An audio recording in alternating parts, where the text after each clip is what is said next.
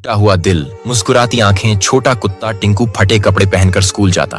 बच्चे उसे घेर कर चिल्लाते, देखो गंदे कपड़े वाला कुत्ता। उनकी हंसी कांटों की तरह चुभती। टिंकू के पंजे कांपते। वह आंसू रोकता। घर लौटते वक्त आंखें भरी थीं।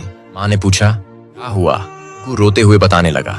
माँ ने गले लगाया, बेटा कपड़े कीमत नहीं बताते, हमारा दिल कीमती है। अगले दिन जब बच्चों ने मजाक उड़ाया, टिंकू ने कहा, मेरे कपड़े पुराने हैं लेकिन सपने नए हैं।